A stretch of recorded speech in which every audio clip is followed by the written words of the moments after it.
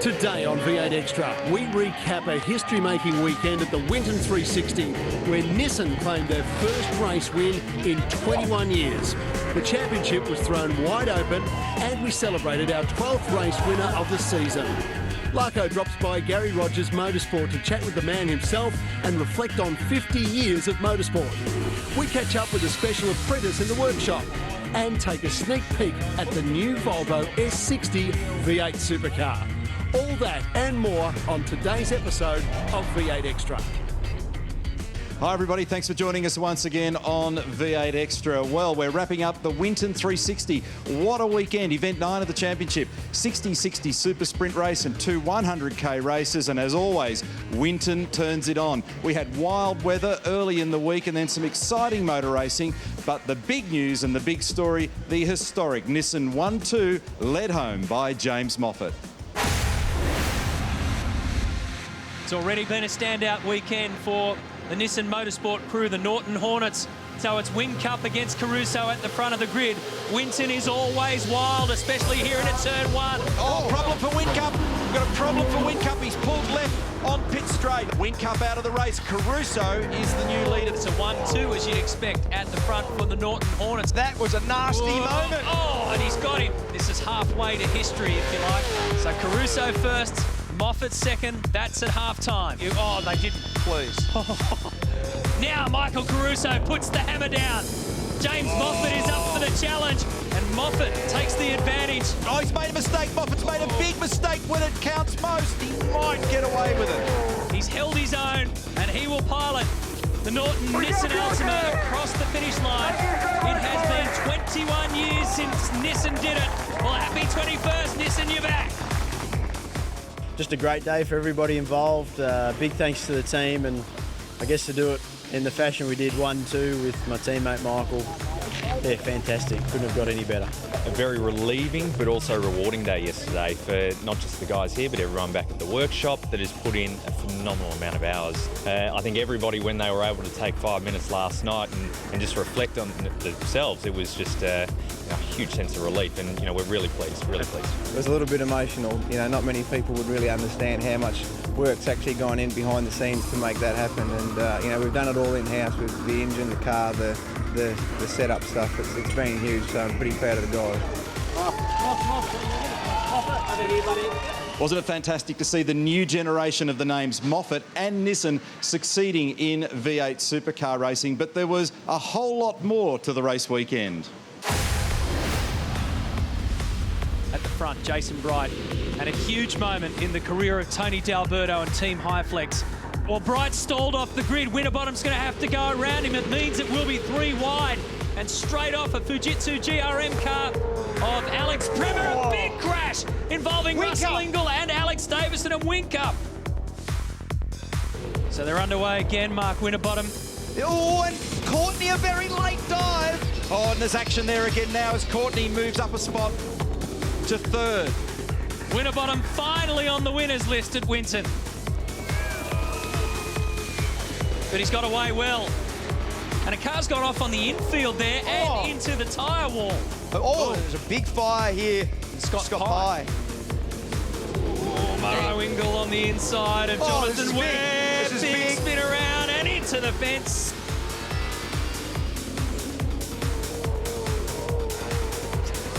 Oh, Rick Kelly off high-speed contact. There's a lot of activity. There's a lot of guys that are going to pit. Half the field has come in and put new tyres on. Wow, that's a big one. Jason Bright out of the picture. Tad is just marching forward with that grip. He's really using it well. Off the road goes Davison. At this corner now, the smart thing to do is just let Chaz sneak across in front and hook straight on behind. And he gets up the inside. This is a fast section of road. He'll try and go up the inside. He does. Nails it. They're fresher tyres on car number 2. He's going to have to muscle it, but that's a great victory for James Courtney. Coulthard second and Mostert holds off Tander.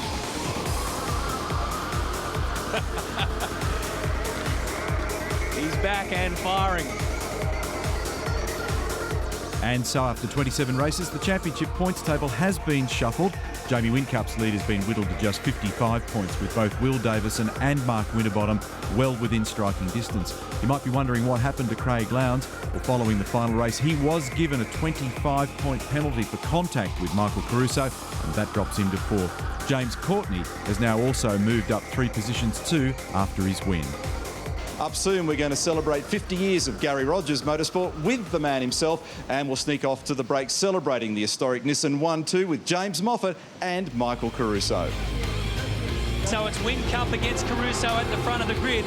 Whincup out of the race. Caruso is the new leader for Nissan Motorsport at Norton. This is going to be nerve-wracking for the Norton Hornets. This is the team.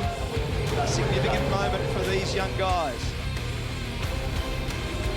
It has been 21 years since Nissan did it. Well, happy 21st, Nissan, you're back. And a 1-2 to celebrate.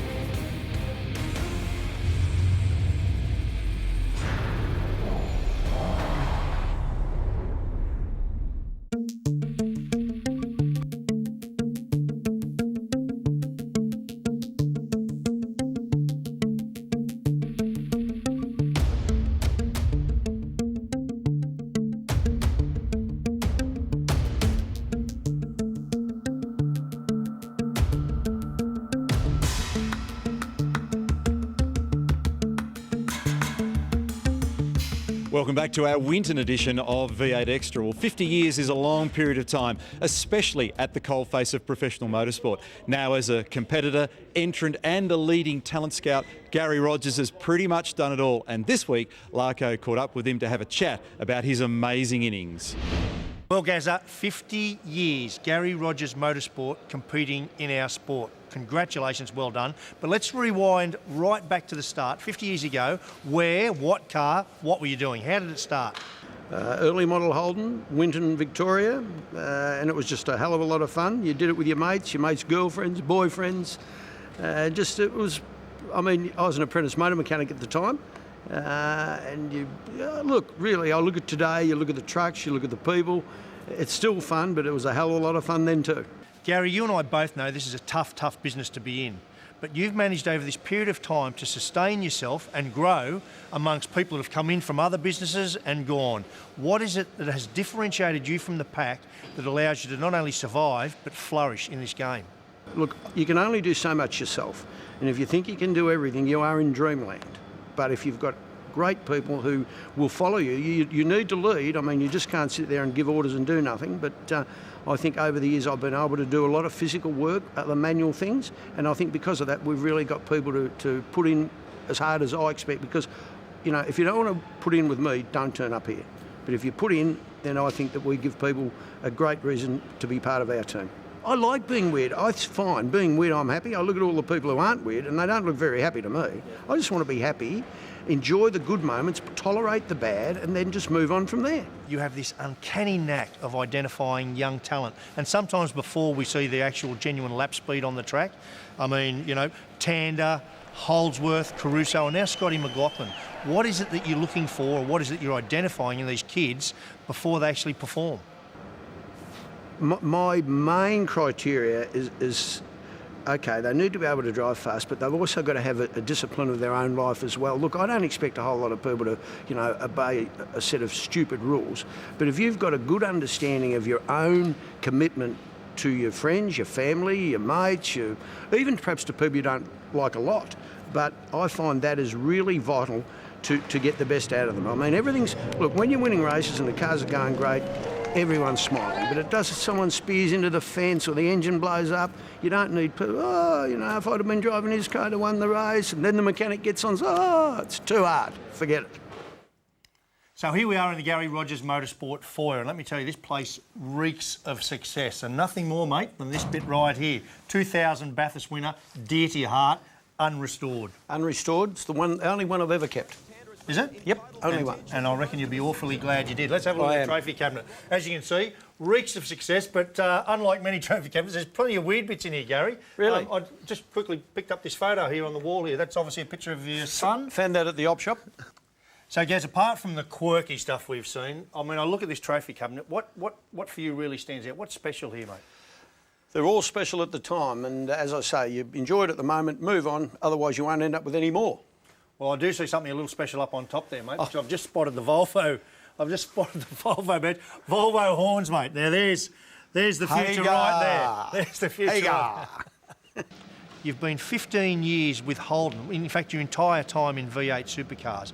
That must have been an incredibly difficult decision to make. What motivated you to make that difficult decision and switch brands? Well, look, at the moment, people would probably say, well, why would you? I mean, our cars are going better than they have in a long, long time. And I think that, look, it was a tough decision, but the fact of the matter is V8 supercars today, if you want to be in this business for a long time, which clearly I've been around since the inception, and I see no reason why I would be leaving. I love it, I enjoy it, and you really need to align yourself with a manufacturer if that's your plan. Well, that is my plan. And, look, I'm really pleased, and I think I look really, really good in a Volvo. Well, Gaz, thanks for your time, mate. And I just want to say some of the things you've actually articulated here to us today, just again re-emphasise why it's such a pleasure to have you on the pit lane, mate. Well done. Thanks, Lacko.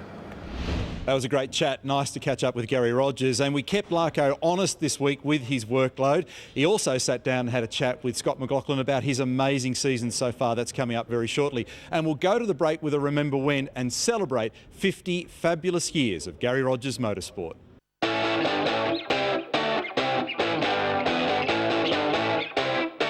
Gary Rogers now. 10th fastest in the runoff was number 16. Gary Rogers of Victoria.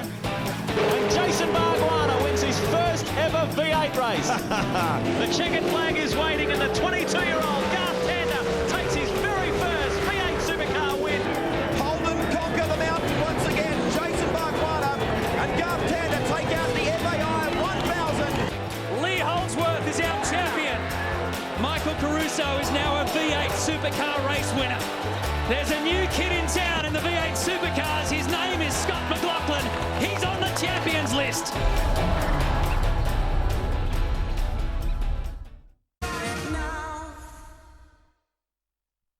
Shannon's Supercar Showdown returns for a third series. There are big changes to the lineup, including the move to Ford Performance Racing. FPR stars Mark Winterbottom and Will Davison will each mentor 4 rookie drivers throughout the series. Up for grabs for the series winner, a testing contract with the FPR V8 Supercar team. Shannon's Supercar Showdown Series 3, September 14th at 5 p.m. on 7 Mate.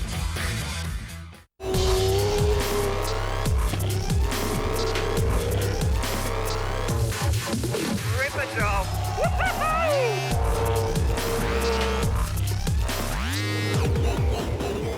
Welcome back to V8 Extra. Well, he's just turned 20. He's in his first full-time season of main game V8 supercar racing, and he's already a winner and a great guy. Here's Mark Larkham with Scott McLaughlin. Scotty McLaughlin, only 9 months ago, Homebush, you just won the Dunlop Championship up on the podium. Gary Rogers says, come and drive my car today. Your whole world has been tipped upside down since then. Just briefly tell us about that journey, the last 9 months. This year's just been a whirlwind. I mean, I came into Adelaide, I wasn't even thinking about the shootout. I was top 15 was awesome. And to make the shootout there, that was my year pretty much. I was stoked. And then to come out with 2 top 10s there, and we've just cruised on, did our own thing. And obviously our expectations, and I've put more expectation on myself to go better. But, you know, what we've been doing, a couple of wins, and it's just been unbelievable and something that, you know, I'll never forget, but I just want more now. His speed hasn't surprised me. His maturity and his ability to compete with that crux of known drivers, I will say, has been happened more quickly than I thought. Willowbank was almost a little bit sweeter because I did it in front of Jamie. He pressured me the whole race, and it's his home track, and nothing happened. It wasn't like Winterbottom's tyre blew or anyone's. I'm not saying my win at Pukekohe is a fluke, but it just felt a little bit more sweeter. But seeing that Pukekohe race was awesome. It was something that almost brought tears to your eyes. There's a new kid in town in the V8 supercars. His name is Scott McLaughlin. He's on the champions list. Now, this is the bit I really love about the Scott McLaughlin story. We come and talk to a race driver. We expect to find him in the gym or upstairs in the lounge or the corporate area. Not Scotty McLaughlin, 4th year fabricator apprentice, working in the fabrication shop here, mate. What a story. Tell us about that. You're employed by Gary Rogers Motorsport to make bits. Yeah, well, it all started 09. I asked for work experience at Stone Brothers Racing with Ross and Jimmy Stone and doing all this sort of stuff, and I enjoy it. It's a good way to get behind the scenes of the sport and actually build something and put towards the team. It's quite cool. Do you get two negotiations? One must be your driving fee. Then is it the standard apprentice pay rate? It's standard. Yeah, no, it's guaranteed. He's been good, and I'm enjoying it. The time here has been great, and honestly, it's been good for me to learn the ropes and learn the team, meet the boys, and I think it's just made my relationship with everyone so much better. Where's the bar set now, mate, for the rest of the year? So what are your expectations as you roll the car out every weekend now? Overall, I want to be top 10 in the championship now. I think that's a realistic goal. But, you know, top 10 every race. I think we've got a great car, and I feel more confident each time I'm in the car. You know, Bathurst is going to be tough. It's going to be a pretty amazing thing qualifying the car there. So, you know, if I can make the shootout there, it'd be pretty cool. There's little bits and pieces, goals that sometimes I don't even want to share myself. It's just for me. And, you know, moving forward, I think we're doing a good job. We've just got to keep doing what we're doing, and I think we'll be right.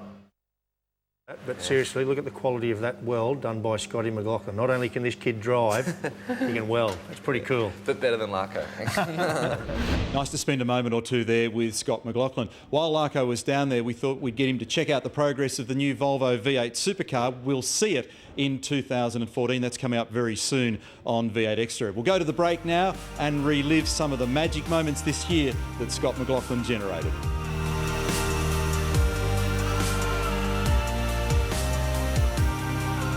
Wow. Has Pukekohe applauding. Kiwis will erupt. He's on the champions list. Well done. That is an extraordinary drive. He's going to put pressure on our championship leader up to turn one. McLaughlin's bolted. And the young Kiwi will take the lead. And that's another win for Generation Next. Scott McLaughlin gets his second. For Winterbottom to try and pounce. He's in the toe. Look how close. This is a go. This is a chance. And down there they've hit. He's pushed Whincup off. I reckon that's really line ball, but I think he'll get away with it. It will be Lowndes' 100th career podium, his 8th 500 victory. This time of the year is Lowndes' time.